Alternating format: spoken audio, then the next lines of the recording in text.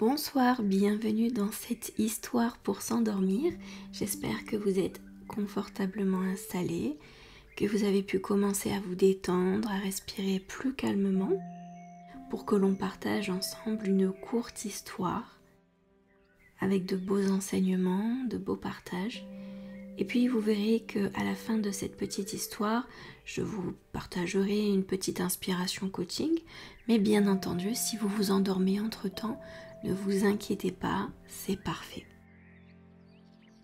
Ok, prenez le temps dont vous avez besoin pour vous détendre, pour vous relaxer au maximum. Et puis nous allons démarrer cette histoire.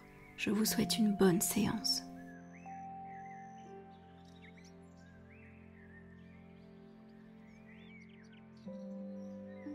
Il est une vieille histoire à propos d'un fermier en Chine. Une année où le temps fut très clément, ses cultures poussèrent haut et en abondance. Tous ses voisins lui dirent combien il avait de la chance d'avoir une telle récolte, et il répondit « Peut-être ». Puis, juste avant qu'il ne se mette à moissonner, un troupeau de chevaux sauvages arriva des plaines au galop et écrasa toutes ses cultures. Ses voisins vinrent lui rendre visite et lui dirent combien il était malchanceux de perdre sa belle moisson. Alors le fermier répondit « Peut-être ».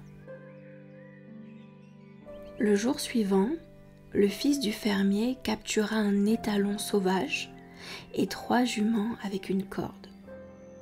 Et les voisins rendirent visite pour admirer les chevaux et dire au fermier quelle chance il avait. Alors le fermier répondit « Peut-être ». Le lendemain matin, le fils se mit à dresser les chevaux et à peine était-il monté sur l'étalon que ce dernier rua et qu'en tombant, il se cassa la jambe. Les voisins le portèrent chez son père et témoignèrent de la compassion pour le fermier. Le plaignant de sa malchance d'avoir un seul fils blessé, d'avoir son seul fils blessé. Alors le fermier répondit « Peut-être ». Le jour suivant, l'armée de l'empereur fit irruption au village. Alors qu'elle était en chemin pour mener une grande bataille, tous les jeunes hommes valides furent enrôlés de force, mais pas le fils du fermier, car il avait la jambe cassée. Tous ses voisins lui dirent à quel point il avait de la chance que son fils n'ait pas pu être enrôlé, et le fermier répondit « Peut-être ».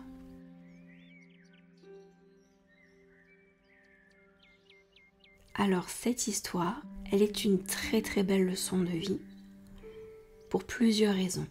La première, elle nous demande de rester humble.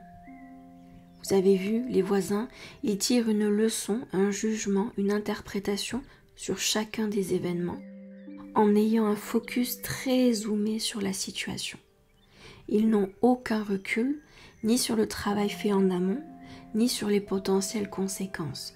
Ils sont sur du jugement immédiat, sur une situation à un instant T. D'accord? Ça, c'est la première leçon. La deuxième leçon, elle est au niveau de la vie.